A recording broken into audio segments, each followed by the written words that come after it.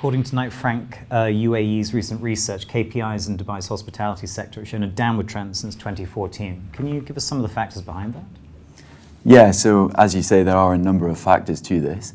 And certainly a number of these are the geopolitical tension in the region currently, and also the Fed interest rate hikes recently that have obviously been linked directly to the dollar as the dirham is pegged to it.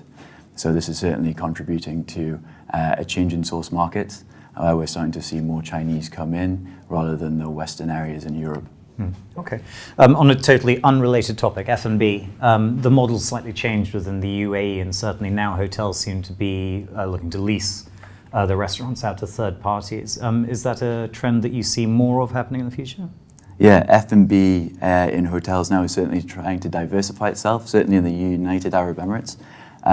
This is mainly because they're going to be guaranteed an income stream for the hotel itself, which goes straight to the bottom line for the owner, rather than having the operators manage the F&B themselves, where they might not be best placed to do so.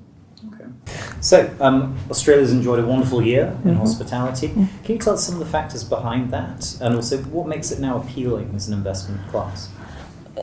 Australia offers many attractions from a tourism point of view, particularly to the emerging wealthier classes coming out of China and India, which are huge growth potential out of those two markets particularly.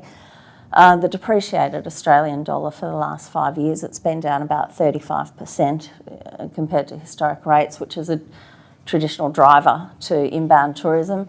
It's also often assists in driving domestic tourism, although we are seeing growth in outbound as well. And I think that's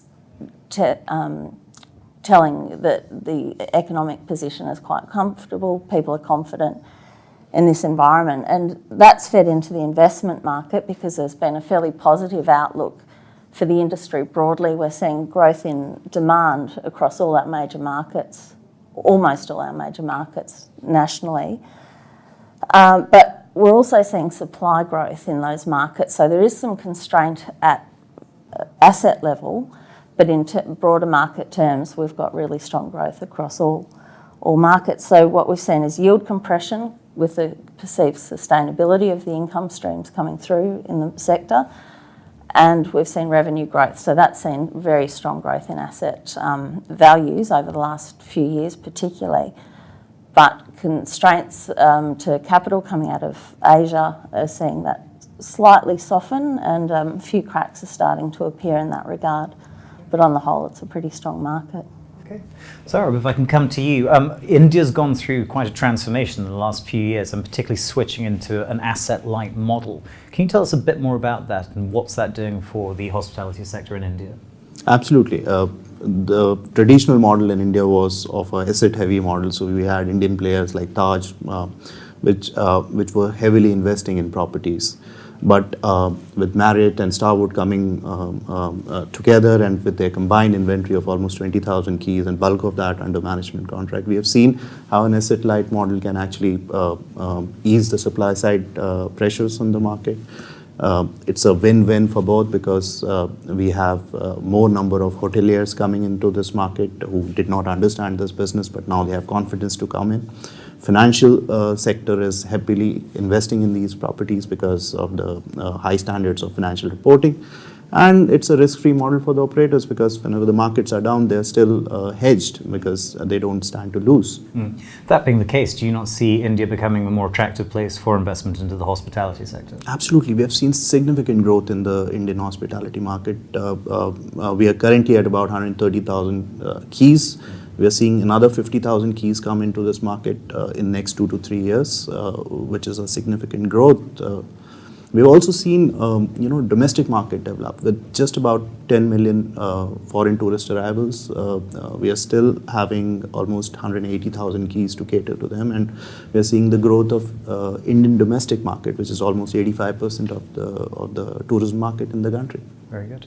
Amy, if I can move to you and the United States. Recent news in hospitality is obviously the implementation of resort fees, where hotels don't necessarily have a resort to offer.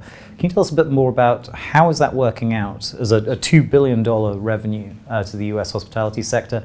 And is this something we can start to expect to see around the world? Sure, and it's been very interesting. First, you would, as you mentioned, you'd only see these resort fees in true resorts, like Miami or in Hawaii. But now it's starting to move into the more tourism areas like New York, Chicago, and San Francisco. So the thing is that the guests, they're starting to see these new fees on their guest folios, and they're wondering and asking, what are these fees? So because of these questions, it's really become probably has become one of the most waived and the most difficult ways to track, or the most difficult tracked fees. And that's why it's a hit or miss in certain areas. So right now, it's a herd mentality. You know, one hotel may charge this fee, but it hurts them. Because if a guest is looking on Travelocity, or they're going on hotels.com, or they're going, you know, hotel to hotel on their websites, they see that one hotel is offering or is charging this fee, they may go to another hotel. But now we're seeing that in a herd mentality, one starts doing it, now a few more start doing it, and then it becomes the norm. So just last year in New York City, only 30 hotels were charging this fee, and now it's moved to 100 hotels in this year.